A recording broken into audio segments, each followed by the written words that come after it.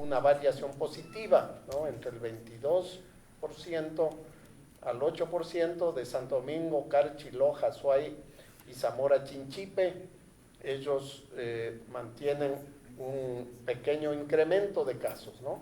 Mientras que todo el resto de provincias, las otras 19 provincias, tienen reducciones que van entre el 15 y el 67% en las 2 últimas semanas.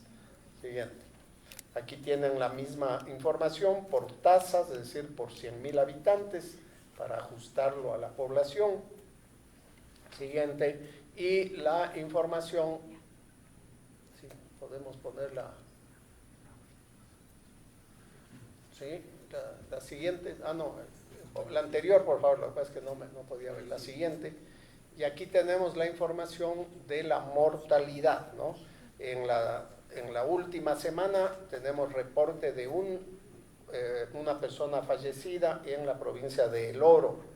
La semana anterior tuvimos 2 personas fallecidas y la semana 31 también 2 personas fallecidas. Estamos observando también una reducción en la tendencia de la mortalidad. Siguiente, por favor. En el caso de las hospitalizaciones, tenemos 212 camas ocupadas en hospitalización general, 8 en cuidados intermedios y 46 en cuidados intensivos.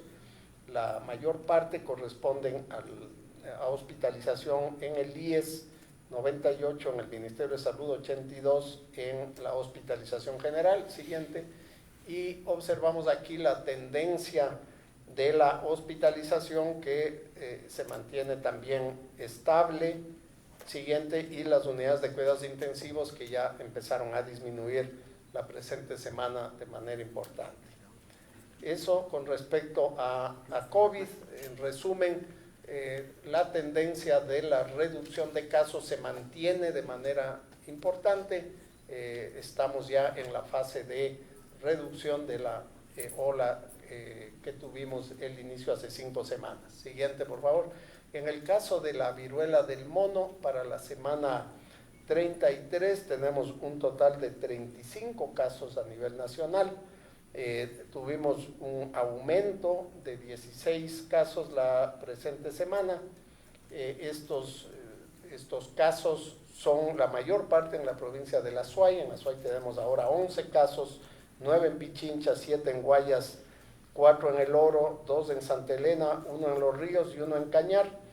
El 20% de los casos son mujeres y 80 hombres, y el contagio se ha dado al menos en 3 casos a partir de casos que identificamos la semana anterior. Los otros casos todavía no encontramos el nexo epidemiológico. Todos los contactos están siendo vigilados en un cerco y no tenemos casos de pacientes hospitalizados ni graves por esta causa.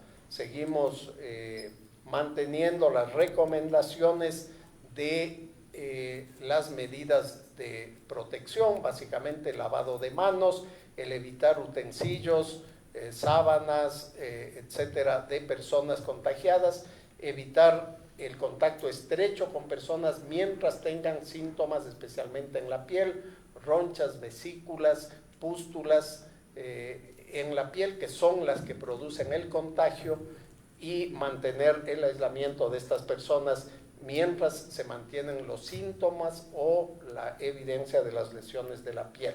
Siguiente. En relación a otros países, Ecuador tiene un número muy bajo de casos. Para la semana pasada teníamos 20 casos, mientras que Bolivia presenta 27, Argentina 72, Colombia 129, Chile 189, Perú 867, Brasil 3.183, ¿no? No tenemos un aumento significativo de casos hasta el momento en esta enfermedad. Esos son la información de la última semana epidemiológica, señor vicepresidente, tanto de COVID como de la viruela del mono. Gracias, señor ministro de Salud Pública. Damos paso de inmediato al señor presidente del COE Nacional, ingeniero Juan Zapata. Bueno, muchísimas gracias, señor vicepresidente, señores ministros. y queridos amigos delegados de Liga Pro y de la Federación Ecuatoriana, nuestra secretaria también de CENESID, Andrea Montalvo. La resolución del COE Nacional sobre la base del informe del señor Ministro de Salud, pues es sumamente positiva. Hoy no hemos tomado ninguna decisión, más que en la resolución irá el número de contagios que ha estado a la baja de la semana anterior de 4.111 a 2.898. Nos alegra también que las dos provincias como son Pichincha y Guayas también tengan esa baja, ¿no? De 316 a 284 en Pichincha, de 784 a 654 en el Guayas, lo cual da, como decía el señor ministro, esta tendencia hacia la baja. Y sobre todo también la resolución hoy recoge un dato muy importante, que es el tema de fallecidos. No olvidemos que en la semana 29 llegamos a tener 12 en este último segmento, digamos así, de esta ola que tuvimos. La semana anterior tuvimos 2 y hoy tenemos 1. Por lo tanto, son noticias muy positivas para el país. En cuanto al Sistema Nacional de Salud, hospitalización 24%, UCI 26% y cuidados intermedios 32%, lo cual nos alegra muchísimo. Y sobre todo, señor vicepresidente, señor ministro, hoy tratamos también en la plenaria del COE muchas inquietudes que tenían diferentes gremios y también sectores, especialmente de la frontera sur. Fue puesto esto al señor ministro. Digamos, la viruela del mono, la zona de incidencia no está en la frontera entre Ecuador y Perú. Por lo tanto, no se ha llegado a tomar medidas restrictivas en la frontera Ecuador y Perú. Ese Se tema. fue el audio, disculpe, señor. Se fue el audio. Sí, ya lo vamos a ver. Gracias. ¿Le arreglamos?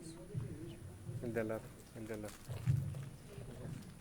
Ahí estamos, gracias. Gracias, mi gran amiga. Entonces, para aclararles, no se ha tomado decisión de medidas restrictivas en la frontera entre Ecuador y Colombia por este dato técnico que nos ha dado el señor ministro de Salud. Y para terminar, yo quiero agradecer, hoy la misión de todos es vacunarnos, agradecer a la Liga Pro y a la Federación Ecuatoriana que se suman, tal cual lo hicimos con el sector privado, a estrategias que los vamos a anunciar en estos días siguientes para motivar la vacunación con un sector tan importante del país como es el fútbol. Muchísimas gracias. Gracias, señor presidente del COE Nacional. Damos paso a la señora ministra de Educación, María Brown. Muchísimas gracias. Buenas tardes, señor vicepresidente, señor presidente del COE Nacional, colegas ministros, secretarios de Estado, a los delegados de la Federación Ecuatoriana de Fútbol y la Liga Pro, estimados miembros de los medios de comunicación. Simplemente mencionar que también estamos a las puertas del inicio del año lectivo de régimen Sierra Amazonía. El día jueves 1 de septiembre inician clases los estudiantes de bachillerato, preparatoria, que es el primero de básica y educación inicial, en la educación fiscal, y el viernes 2 de septiembre los estudiantes desde segundo hasta séptimo grado de educación básica, elemental y media, y la básica superior de octavo, noveno y décimo, en este inicio escalonado el 1 y el 2 de septiembre. Y para eso queremos hacer un llamado a las familias, no solamente del régimen Sierra Amazonía, pero también a ellos que se están preparando para este retorno a clases, no solamente tener listas las cosas para este nuevo año lectivo con esa ilusión que regresan los niños a clases presenciales, sino también ir debidamente vacunados, no solamente en lo que se refiere a las vacunas de COVID-19, sino también a las de esquema regular. Recordarles que estamos ya en vacunas de la primera dosis de refuerzo para los niños a partir de los 12 años que ya hayan transcurrido el periodo recomendado para su vacunación. Estamos acudiendo de manera regular a los lugares de vacunación establecidos por el Ministerio de Salud Pública y coordinando vacunaciones o brigadas de vacunación específica en instituciones educativas en el país. Invitarles que este sábado 27 de agosto se llevará a cabo una minga de vacunación para COVID-19 que se llevará a cabo en todo el país, liderada por el Ministerio de Salud Pública, el vicepresidente de la República. Invitar a las familias a asistir a estas mingas para empezar el año lectivo con pie derecho, con todas las vacunas completas. Mencionar que a este momento del cuerpo docente, de los 206.826 docentes que tenemos a nivel nacional, el 78.56% ya tienen una dosis de refuerzo al menos, es decir, algunos ya inclusive tienen una cuarta vacuna, 2 dosis de refuerzos, pero con al menos una dosis de refuerzo el 78.56% del cuerpo docente y el 77.41% del personal administrativo. Hemos avanzado en las dosis de refuerzo y vacunación en niños y jóvenes. Sin embargo, vemos que también tenemos una mejor aceptabilidad de la vacunación en dosis de refuerzos en los estudiantes de bachillerato a nivel nacional. Entre el 22 y el 27% de los estudiantes de bachillerato tienen ya una dosis de refuerzo al menos. Vemos también que en la provincia del Guayas este porcentaje se reduce, tenemos menor cobertura con dosis de refuerzo en estudiantes en estas provincias de la costa, siendo Guayas un ejemplo. En bachillerato un promedio del 11% de los estudiantes tiene ya una dosis de refuerzo, por lo tanto hacemos un llamado, sabemos que están en clases y no hemos tenido mayores inconvenientes, pero para prevenir que existan en lo posterior cualquier mayor número de contagios o problemas, es bueno estar al día con las vacunas, así que ese llamado también a los estudiantes, a las familias de los estudiantes en costa mayores de 12 años para que puedan asistir a los puntos de vacunación. En cambio, en la provincia de Pichincha vemos una muy buena aceptación de la vacunación en los estudiantes desde octavo de básica hasta tercero de bachillerato, más del 35, entre el 35 y el 38%, dependiendo del grado o curso, ya tienen la primera dosis de refuerzo. El tercero de bachillerato, el 38% de los estudiantes tienen ya la primera dosis de refuerzo. Así que nuevamente reiterarles este llamado a la vacunación. Mencionar también que es importante que se mantengan las familias informadas a través de los canales oficiales sobre cuáles son las listas de útiles que se están solicitando para el sistema educativo fiscal. Son listas en donde se recomiendan unos insumos básicos y también hay una lista de materiales recomendados. Las instituciones educativas no pueden exigir que se adquiera de manera obligatoria ningún insumo mayor al que se pone en la lista de útil básica. El día de hoy vamos a publicar conjuntamente con el Ministerio de Gobierno para que con todo su equipo a nivel territorial y las intendencias se pueda hacer ese seguimiento de que se cumpla y también publicaremos cuáles son los rangos de los precios de cotizaciones de esas listas básicas para que las familias conozcan más o menos cuáles son los valores que estos insumos tienen en el mercado. Y también asimismo cuáles son las directrices para los uniformes escolares, que ha sido algo que nos han preguntado muchos de ustedes en estos últimos 2 días. Muchísimas gracias. Muchas gracias a la señora ministra de Educación. Damos paso ahora a la señorita secretaria de Educación Superior, Ciencia, Tecnología e Innovación CENESID, Andrea Montalvo. Estimado vicepresidente de la República del Ecuador, autoridades de Estado, delegados de Liga Pro y Federación Ecuatoriana de Fútbol, estimados medios de comunicación. Bueno, yo quisiera contarles al país que la comunidad académica, la academia, universidades, escuelas politécnicas e institutos técnicos y tecnológicos se han sumado a esta campaña de vacunación masiva Yo Me Refuerzo. Y la coyuntura especial que se da es que son precisamente los jóvenes de nuestro país los que están incentivando, tanto en sus comunidades académicas como en la comunidad ampliada, sensibilizando, promocionando y vacunando a los distintos miembros de la comunidad. Ellos son los protagonistas de este proceso en conjunto con las brigadas del Ministerio de Salud Pública. Son 15 instituciones que iniciaron ya con el proceso y la estrategia de vacunación desde la academia. Se han sumado ya 22 instituciones más y en el paso de los siguientes días se seguirán uniendo más universidades y sobre todo más jóvenes para apoyar en este proceso de sensibilización a nuestro país de la importancia de la vacunación. Muchísimas gracias, con su venia, señor vicepresidente constitucional de la República. Pedimos vuestra intervención. Doctor Alfredo Borrero. Muy buenas tardes, señores y señoras periodistas. Muy buenas tardes, señor ministro de Salud, señora ministra de Educación, señora secretaria del CENESID, señor presidente del COE Nacional, señores miembros de la Liga Pro y de la Federación Ecuatoriana de Fútbol. Tenemos hoy buenas noticias que han sido transmitidas por el señor ministro de Salud, lo cual nos conduce a que podemos ir buscando las soluciones al problema que nos aqueja de la pandemia, y la búsqueda de solución es vacunarse. Les queremos contar que que aproximadamente 6.900.000 ecuatorianos ya han recibido su primera dosis de refuerzo. Por lo tanto, el programa Yo Me Refuerzo está caminando de manera adecuada y vamos a incrementar el número de vacunados con esta minga de vacunación que la señora ministra de Educación acaba de contarnos, que va a ser el día sábado 27.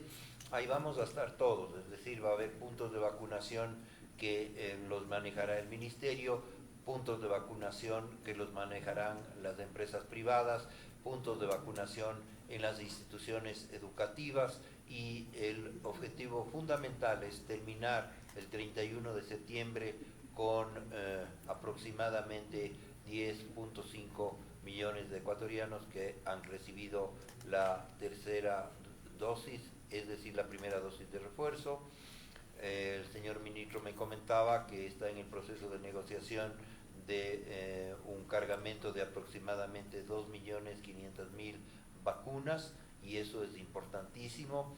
Y yo quisiera insistir en el llamado de la señora ministra de Educación, en que de igual que llega con afán, con alegría para iniciar su primer día de clases, a los padres y madres de familia que los niños lleguen vacunados, no solamente de la vacuna para el COVID, sino las vacunas regulares que los niños tienen que recibir y que existe este momento en todas las instituciones de salud. Agradecer de manera muy particular a la Federación Ecuatoriana de Fútbol y a la Liga Pro por el apoyo que nos van a dar, tanto con las figuras estelares que tienen, forman parte de los equipos de fútbol profesional en el Ecuador, para que nos ayuden, incentiven a este proceso de vacunación, en cuanto para ayudarnos también con algún tipo de premios, llamemos así, en relación a las personas que han recibido la tercera dosis de vacunación, es decir, las dos dosis y la de refuerzo. Muchísimas gracias por acompañarnos en esta tarde. Señor vicepresidente, si nos permite romper el protocolo, quisiéramos, por favor, la intervención de los invitados a la rueda de prensa de hoy, los señores de la Liga Pro y de la Federación Ecuatoriana de Fútbol. Muy buenas tardes, señores comunicadores, señor vicepresidente, señor presidente del COE, señores ministros. La Liga Profesional y el fútbol profesional, como parte de sus valores, tienen la responsabilidad social, y desde que inició la pandemia hemos contribuido para educar y concientizar en salud a todos los hinchas del fútbol. Hemos articulado con el gobierno nacional desde el inicio y continuamos a plena disposición para seguir poniendo el hombro. Nos hemos comprometido el día de hoy para establecer mesas técnicas y poder planificar las mejores estrategias para utilizar nuestras actividades deportivas como plataforma para fortalecer la vacunación. Estamos muy agradecidos de esta invitación y pues la Liga Profesional, la Liga Pro, siempre a las órdenes y dispuestos a todo para colaborar. Muchas gracias. Bueno, muy buenas tardes, señor vicepresidente de la República, señores ministros de Estado, señor representante de Cenecit y compañeros de Liga Pro. Por parte de Federación Ecuatoriana de Fútbol siempre hemos considerado al gobierno central como un aliado estratégico muy importante, y esta no es esta etapa de la vacunación sigue siendo importante y nosotros contribuiremos de manera acorde. Me uno a las palabras de mi compañero de Liga Pro. Vamos a participar en mesas técnicas con nuestros respectivos equipos de mercadeo y de prensa para poder pues lograr armar una estrategia adecuada para comunicar esto y que sea pues tener el resultado deseado en la vacunación. Muchísimas gracias, y ahora, si nos permiten, tenemos interrogantes de la prensa. Empezaremos por el periodista Francisco Garcés de Coavisa. Autoridades, buenas tardes. Si me permiten, señor ministro de Salud, nos llama la atención, voy a retomar aquí los números que usted ha presentado del tema viruela del mono. La pregunta inicial que quisiera hacerle es qué está pasando, por ejemplo, en Azuay, este incremento de casos, ¿a qué se debe? ¿Cómo se explica? bajo qué condiciones se está trabajando en Azuay, que entiendo por lo pronto será la prioridad en vista de las cifras que nos ha presentado, y 20 mujeres entre las personas contagiadas. Quisiéramos tener algo más de información al respecto, ministro. Muchas gracias. Sí, en primer lugar, no hay 20 mujeres, hay 20% de los casos son mujeres, de 35 son 4 mujeres, no 20 mujeres. Lo que muestra que hay también la susceptibilidad, no está enfocado en un solo grupo poblacional y ahí es el riesgo. ¿Qué es lo que hemos observado? Básicamente los nexos epidemiológicos entre las personas no están identificadas, es decir, no hubo relación entre los nuevos casos, salvo entre 2 casos que se identificaron la semana pasada, justamente la primera mujer que tuvimos, ¿no? Tuvimos en ese caso ahí estos 2 nexos. Los otros, digamos, el denominador común más bien sería la participación en las festividades de los últimos feriados, etcétera, ¿no? El denominador común que tenemos, no tenemos una relación identificada de la posible causa del contacto. Seguimos trabajando en eso. Lo que sí hemos hecho es mantener el cerco epidemiológico más o menos a 3 o 4 personas de posibles contactos para evitar que se pueda aumentar la transmisión, ¿no? Eso es lo que hemos encontrado. Y ahora damos paso al periodista Juan Pablo Ruiz de TC Televisión. Autoridades, como siempre, un gusto saludarles a todos y también a los representantes de las ligas deportivas. Señor ministro, como siempre, tenga la gentileza. Tengo unas interrogantes. Si nos vamos 3 semanas atrás, la viruela símica se concentraba en Guayas. La semana anterior en el informe epidemiológico era Pichincha, hoy es Azuay. Por esa razón, ¿no podríamos pensar que al no haber contactos ya no hay un contagio comunitario, o al menos en estas provincias? Le consulto. Sobre otra situación, hay ciertas publicaciones que hablan de una adquisición de vacunas, incluso dan el número. Yo no recuerdo haberle escuchado a usted, pero por esta razón le consulto si es que ya se tiene ese número de vacunas para comprar de viruela símica, porque hasta donde recuerdo usted nos dio solo los precios de un proveedor internacional que me parece que era por $120, me parece, pero ya hay algunas publicaciones que hablan ya de una cifra. ¿Ya existe el número exacto de cuántas vacunas se van a comprar? Esas 2 preguntas. Gracias, autoridad. Sí, primero, en efecto, sí, informamos que ya hay varios casos en donde hubo contacto y por lo tanto transmisión. Eso quiere decir que hay un nivel de transmisión comunitaria entre estos. En aquellos otros casos que todavía no identificamos el nexo epidemiológico, el origen, no podemos establecer definitivamente, pero sí, efectivamente, ya tenemos al menos 6 casos que tuvieron un contacto autóctono y por lo tanto hay una transmisión. Sí, es verdad que los grupos en otras provincias en las semanas pasadas fueron mayores. Eso es bueno, digamos, en el sentido de que no aumentaron esos casos, ¿no? Es decir, los casos en Guayas especialmente no aumentaron, hemos logrado el control de esos casos. Al parecer, estos son viajeros originalmente que estuvieron en la provincia de Guayas también o en otras que se movilizaron hacia Azuay por actividades de las vacaciones, de los feriados, etcétera. Estamos por eso siguiendo el registro epidemiológico para poder hacer los cercos, ¿no? No tenemos casos graves, no tenemos casos hospitalizados y mantenemos las mismas medidas de control. Yo les había informado a nivel, digamos, público, internacional, se mencionaban algunas opciones de vacunas. Hemos logrado ya hacer el contacto a través del Fondo Rotatorio de la Organización Panamericana de la Salud. Hay una empresa que a través de la OPS ya está haciendo una oferta a nivel regional de un número limitado de vacunas para todos los países de América.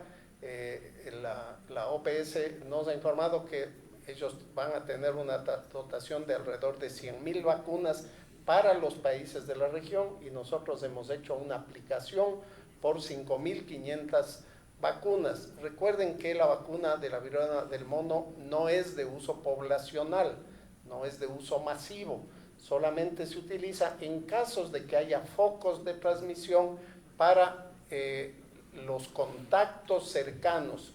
o para la preexposición para el personal sanitario cuando hay grupos especializados de personal que van a atender a esa población. No tenemos información sobre el valor, el costo de las vacunas. Recién la información que hemos recibido de parte del OPS es esta dotación que ellos han recibido y han pedido a los países que postulen por un número limitado de vacunas, que es lo que podemos hacer hasta ahora, y nosotros hemos solicitado el máximo que podíamos hacer.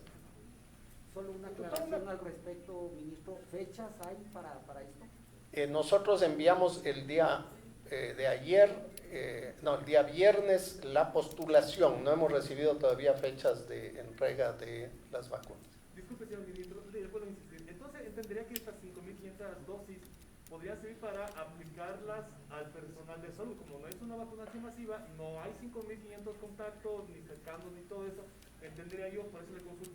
Estas 5.500 dosis, ¿para quiénes estarían destinadas? Miren, en caso de que haya un brote mayor, lo que está indicado es como profilaxis, ¿ya?, para los contactos cercanos que tuvieron un contacto cercano y tienen, por ejemplo, una enfermedad sobreañadida que puede ser riesgosa. Para las personas que ya tuvieron el contacto o que para evitar la enfermedad, y para el personal sanitario o de laboratorio que va a manipular las muestras o va a atender a la población en caso de que estos se concentraran en un solo lugar, ¿no? Esas son las indicaciones que a nivel internacional se están recomendando. Gracias. Damos paso a la periodista Marilyn Jaramillo de Televicentro. Autoridades, buenas tardes. Bueno, yo tengo algunas interrogantes. Primero, el ministro de Salud. Ministro, si bien es cierto, ayer finalizó la emergencia en los hospitales, ¿nos puede indicar a cuánto asciende la compra de medicamentos y qué se va a hacer de aquí para adelante? Vicepresidente, también, no sé si es que me puede resolver esta pregunta. ¿Qué pasará después de esta emergencia? Porque continúan habiendo quejas de ciudadanos que les faltan medicamentos, que no pueden acceder a las cirugías en los hospitales públicos. Y a la ministra de Educación, ¿cuáles son las medidas de bioseguridad para el retorno a clases? Gracias. Bueno, sobre su pregunta, nosotros hemos implementado 5 diferentes estrategias para la compra de medicamentos alrededor de la emergencia. La primera es la compra por emergencia. La compra por emergencia se hace a los medicamentos que no están catalogados. En este momento tenemos ya 216 ítems de medicamentos catalogados. Hicimos una compra de 111 ítems, hicimos 103 contratos para medicamentos y 143 contratos para dispositivos médicos. Los contratos se firmaron hasta el día viernes, la emergencia terminó el día domingo, digamos, ya no podíamos firmar más contratos, ya empezamos a recibir de emergencia a partir del día 15 de agosto y vamos a recibir los últimos contratos hasta 20 días después, ¿no?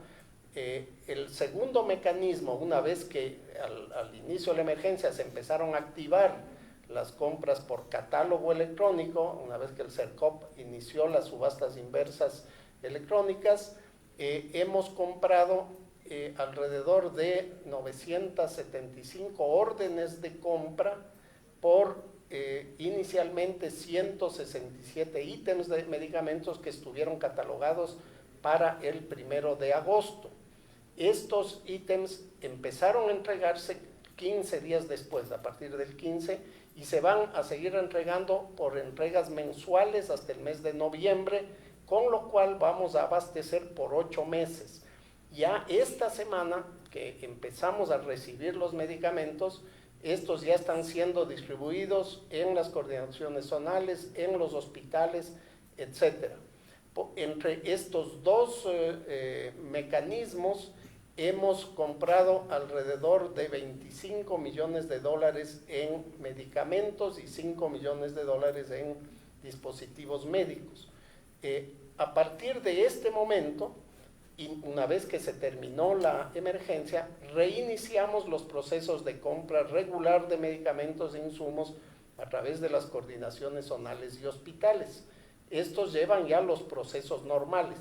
Como se están incrementando alrededor de 10 medicamentos semanales en el catálogo electrónico, Estos se compran ya directamente en la página de la tienda electrónica del CERCOP.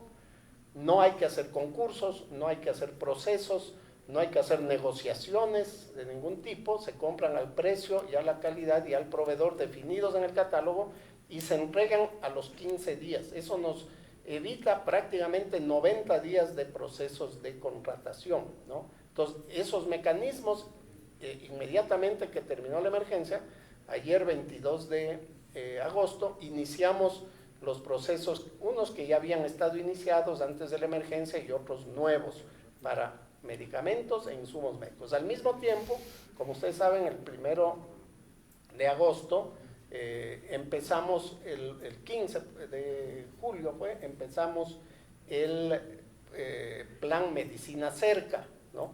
El plan Medicina Cerca tiene un presupuesto de $25 millones para proveer los medicamentos más comunes, especialmente los medicamentos crónicos, a través de la entrega en las farmacias privadas. Estos medicamentos se despachan, se emiten las recetas en los hospitales. Inicialmente estamos con 6, esta semana empezaremos con 11 más, y estas recetas se despachan en las farmacias privadas. ¿Qué medicamentos son? Por ejemplo, medicamentos para la diabetes, para la hipertensión, para los problemas de tiroides, que las personas tienen que tomar todos los días. Y lo que estamos haciendo es entregando el medicamento para 1 mes o para 3 meses, ¿no? Eso se van retirando sucesivamente. Ese, digamos, era el mayor problema que teníamos en la consulta externa. Los pacientes llegaban, les daban para 1 semana, para unos días, luego tenían que volver o comprar de su bolsillo, ¿no? Esos son los primeros que estamos entrando allí. Además, tenemos los otros procesos que son las compras internacionales que hemos activado y también la compra directa hospitalaria de los medicamentos oncológicos y judicializados que ya fueron totalmente financiados, especialmente para enfermedades catastróficas y enfermedades raras. Muchas gracias por la pregunta, porque la pregunta me va a permitir explicar algo que es bueno que lo sepan. El señor presidente de la República declaró la constitución del Gabinete Sectorial de Salud, que lo preside el vicepresidente de la República, y están todos los integrantes del Sistema Nacional de Salud, Ministerio, Instituto Ecuatoriano de Seguridad Social, el Instituto de Seguridad de las Fuerzas Armadas y de la Policía Nacional. Por lo tanto, todos tenemos que acatar las disposiciones que el Gabinete Sectorial de Salud lo imprime. Ya llevamos 6 gabinetes, nos reunimos todos los viernes, del próximo es el 7º. Con lo cual, no va a terminada la emergencia, no termina el gabinete sectorial. El gabinete sectorial continúa en temas fundamentales, como uno de ellos es el de los medicamentos que usted nos pregunta. Este día miércoles, mañana y jueves ya vamos a ir a territorio. Es decir, nosotros lo que queremos comprobar es que si nos dicen que el hospital que está en la ciudad de Azogues tiene el 65% de abastecimiento, va a ir un equipo integrado por personas de los subsistemas a revisar lo que efectivamente tenemos y lo que nos falta. Este proceso no ha concluido. Vale bien recordar también que el Instituto Ecuatoriano de Seguridad Social se adhirió un poco tardíamente a la emergencia que declaró el decreto del señor presidente, pero que están en camino. Ellos ya comenzaron con el programa Medicina Cerca en red de hospitales y van a continuar. Por lo tanto, nuestra finalidad es que en un corto periodo de tiempo los hospitales tengan un abastecimiento mayor al 90%. Y el llamado que les hago a ustedes, porque ustedes nos van a ayudar en esto, es que si tenemos temas que nos preocupan, como les siguen preocupando a muchos pacientes, nos hagan llegar para nosotros hacer la verificación respectiva. Muchas gracias también por la pregunta. Los protocolos que están vigentes ahora en el régimen Costa son los mismos que se aplicarán para el régimen Sierra Amazonía. En casos de COVID se trata de un protocolo que establece a un caso confirmado. La persona que tiene el caso confirmado, ya sea estudiante o docente, debe mantenerse en la casa, no asistir de forma presencial por 5 días y después de esos 5 días, si es que no presenta todavía síntomas muy fuertes, puede retornar a la institución educativa, pero con uso obligatorio en todos los espacios y en todo momento de la mascarilla por 5 días adicionales. Una vez que hubo una persona en un grupo, en una clase, en un aula, en donde estuvo con COVID o está con COVID, el resto de estudiantes pueden seguir asistiendo a la institución educativa, pero durante 4 días deben usar la mascarilla de forma obligatoria, y si se presentara algún síntoma deben hacerse una prueba de COVID para descartar que se hayan contagiado.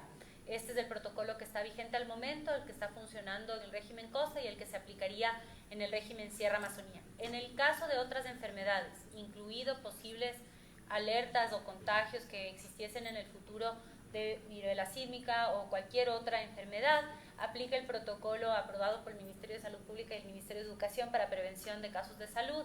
Se recomienda siempre a las familias que si existe algún síntoma de una enfermedad infecciosa o contagiosa, no envíen a los niños a la institución educativa, sea cual sea la enfermedad, porque ellos pueden contagiar a sus compañeros. Es algo que hemos aprendido en la pandemia, y también recordar que el lavado permanente de manos, el uso de la mascarilla son también medidas que ayudan a prevenir no solamente el contagio de COVID. En el caso del uso de la mascarilla, es recomendable que se utilice la mascarilla siempre que estemos en espacios cerrados, y en espacios abiertos pues procurar también tener las medidas de sobre todo limpieza, pero no es el uso obligatorio de la mascarilla, ¿no? Entonces estas medidas se mantienen, no ha habido un cambio en estas disposiciones. De todas maneras siempre estamos en permanente vigilancia por si tenemos que hacer algún ajuste a estas medidas. Damos paso al periodista Eri Saavedra de Ecuador TV. Autoridades, buenas tardes. Para el ministro de Salud, ¿cómo se va a realizar la convocatoria para el personal médico en hospitales? ¿Qué perfiles se van a requerir? ¿Cuáles serán los requisitos? Muchas gracias. Bueno, por el momento lo que hemos hecho es una evaluación del personal de nivel jerárquico superior de los hospitales solamente, es decir, gerentes de hospitales, directores médicos, directores técnico-médicos y directores a nivel de los distritos, directores distritales. En base de esa evaluación, nosotros hemos definido unos perfiles mínimos que deben tener, especialmente porque observamos a nivel local que habían personal que no tenía nada que ver con el sector salud, en algunos casos dirigiendo distritos sanitarios. Entonces, estamos haciendo la evaluación, verificando el cumplimiento de los criterios de los perfiles, evaluando la capacidad de gestión, justamente a través, entre ellos, del abastecimiento de insumos, de medicamentos, etcétera, de la gestión del talento humano, y también conociendo la situación de la relación del manejo del personal, de la situación laboral en cada uno de los hospitales. Con esos criterios hemos identificado algunos hospitales que requieren ajustes a nivel nacional, y lo que hemos hecho es convocar para que se presenten, expresen su interés las personas, y para armar una base de datos de tal manera de yo como ministro tener la posibilidad de escoger, y que esto no sea por recomendaciones de personas individuales, ¿no? Sino que queremos, para esto hemos solicitado, por ejemplo, a los diversos posgrados de salud pública, de gerencia de servicios, a las asociaciones, a la Sociedad de Salud Pública, a las asociaciones de médicos con formación en gerencia hospitalaria, a los colegios médicos, a las universidades que nos presenten, nos ayuden a identificar las mejores personas. Una vez incluso estamos haciendo una veeduría con la Federación Médica, los colegios médicos, hemos invitado a algunas universidades para que nos ayuden a verificar la calidad de los candidatos. Y de esa manera tener un pool, tener una base de datos que en el futuro, ahora con aquellos casos que vemos que es necesario reemplazar, y para el futuro tengamos una información para poder escoger a los mejores profesionales, especialmente médicos en salud pública, con gerencia hospitalaria, con administración, o profesionales de salud de otras ramas que también puedan ser incorporados. ¿Para qué hospitales específicamente? Esto fue, por ejemplo, para los hospitales que estaban encargados o que no tenían, ¿no? Por ejemplo, en Quito, el hospital Eugenio Espejo, estamos ahora con el hospital de Santo Domingo de los Colorados, estamos revisando también por el problema que hay también de inseguridad para apoyar y fortalecer el equipo del hospital de Esmeraldas. Está también encargado el hospital de San Vicente de Paúl, el hospital de Quevedo, el hospital Francisco Icaza Bustamante en Guayaquil. Es decir, a nivel nacional hay muchos hospitales que requieren y por eso estamos haciendo esta convocatoria. Cerramos con la periodista Karen Aro de Teleamazonas. Autoridades, buenas tardes. Nada más un par de precisiones. La primera, quisiera que usted, señor Ministro de Salud, nos pueda ratificar si en las provincias donde haya el mayor número de casos, solo para quedar claros, ahí se puede hablar ya de un contagio comunitario en estas provincias, porque usted había dicho sectores o grupos, pero queremos saber si son las provincias. Y por otro lado, también me pudiera explicar en qué parte está el tema de la externalización de farmacias. Nosotros hemos recorrido varios puntos en donde se supone que ya la gente puede acudir con la receta y retirar, y no sucede esto, que la gente llegue allá y retire la medicación. Entonces quisiera que me pudiera contar en qué etapa está eso. Y ¿En qué puntos ha sido que encontró esto? Por ejemplo, en el hospital acá, aquí es el hospital de acá arriba, cerca de la maternidad, las farmacias de este sector, el Eugenio Espejo, ese sector, hemos recorrido en algunas ocasiones y no pasa. Hemos confirmado en las farmacias y nos dicen no, todavía no estamos dentro del proceso. ¿En qué farmacias? No recuerdo las cadenas, pero son las que están al frente de que deberían. Claro, en primer lugar, este proceso funciona a través de un convenio, ¿no? Nosotros tenemos en este momento 1.100 farmacias que se han calificado para el proceso y tenemos en este momento 287 farmacias que ya están en convenio. No todas las farmacias de las cadenas están en el convenio, ¿no? Hay, por ejemplo, una farmacia Cruz Azul, pero hay otra de la misma que no es porque es una franquicia. Entonces, de las 1.100 tenemos 287 que están dentro del convenio. Solo las que están en convenio, ¿cómo sabemos eso? El momento en que le entregan la receta electrónica al paciente en la farmacia del hospital, se le indica en la receta cuál es la farmacia de la cadena y las direcciones en un tríptico, de tal manera que pueda acudir a esas farmacias. En este momento recuerdan que estamos yendo de a poco, estamos con 6 hospitales que son los más grandes del país, los que más número de medicamentos recetan. Pero vamos a ir avanzando de a poco, queremos que esto funcione, por lo tanto estamos corrigiendo los errores, ¿no? Los primeros 17 hospitales que vamos a integrar, cada uno tiene una historia clínica electrónica propia, muchas son comerciales que los hospitales han desarrollado, mientras que en los otros 2.000 establecimientos, que vamos a la siguiente fase, tenemos la historia clínica electrónica del Ministerio de Salud. Entonces, cada hospital tiene que ir adaptando la receta electrónica y luego la farmacia, el poder implementar el sistema digital también para leer el código y entregar la receta, ¿no? En el caso del Eugenio Espejo, se empezó tardíamente justo por eso, porque el tipo de historia clínica que tenía la empresa no le permitía abrir el sistema para integrar un nuevo módulo de receta electrónica, pero eso ya está funcionando normalmente. Si usted acompaña y ve que cuando se entregue la receta, puede acompañar al paciente a la farmacia de convenio para ver cómo funciona este proceso.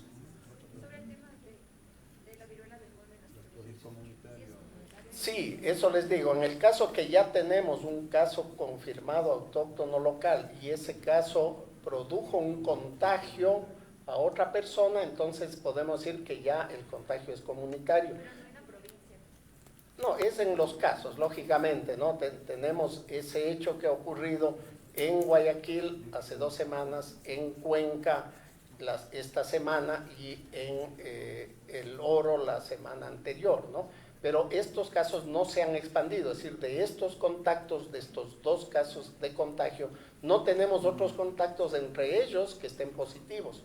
Los otros casos no tienen identificado, salvo en muchos de los primeros, que era un viajero o que habían estado en el exterior, etcétera, pero de muchos de los casos no nos informan o no obtenemos la información de cuál pudo haber sido la fuente en el 100% de los casos, ¿no? Eso lo tenemos más o menos en un 60 o 70% que tenemos un posible fuente que fue intervenido en el cerco epidemiológico. Pero no me quedó claro, disculpe. Entonces, perdón, Francisco, ¿es contagio comunitario? Entonces, para que quede claro el tema, ¿es contagio comunitario en el país? ¿Es contagio comunitario en Guayas? ¿En Azuay? ¿Dónde es contagio comunitario? Disculpe, señor ministro. El contagio comunitario es cuando ya hay un contagio autóctono local que contagia a otra persona localmente, ¿no? Entonces, hasta el momento tenemos 6 casos que se dieron de contacto entre casos detectados, ¿sí? Y contagiaron a su pareja, a su hermano, etcétera, ¿ya? Eso es un caso de contagio comunitario, quiere decir que está circulando, pero lo hemos cercado, lo hemos identificado en estos casos. No quiere decir que el virus está circulando libremente en estas provincias, ¿no? El que haya un contagio en la comunidad no quiere decir que haya una circulación libre del virus, eso tiene que estar claro. Además, este es un virus cuyo contagio es muchísimo menor, es casi 6 veces menor que el COVID, ¿ya? Necesita un contacto muy estrecho, piel a piel, a través de abrazos, de besos, de relaciones sexuales, aunque no es de transmisión sexual, ¿no? Entonces, eso hace que sea más difícil de contagiar y más fácil de cercarlo y evitar la transmisión. Gracias. Una pregunta, solo si me permite, Juan Zapata, el presidente del COE. Me olvidaba de preguntarle, la última sesión del COE se había resuelto mantener el teletrabajo. ¿Cuál es la situación? ¿Mantenemos bajo exactamente las mismas condiciones? No se olviden que la resolución decidía 15 días, por lo tanto el 30 vamos a decidir aquello, ¿no? Antes que se retiren, por favor quisiera invitarles nuevamente a que nos apoyen haciendo las comunicaciones respectivas sobre la minga de vacunación que va a ser el día sábado 27. Ustedes van a difundir muchísimo más que nosotros. Gracias. Gracias, autoridades, muy amables. Feliz tarde. Gracias.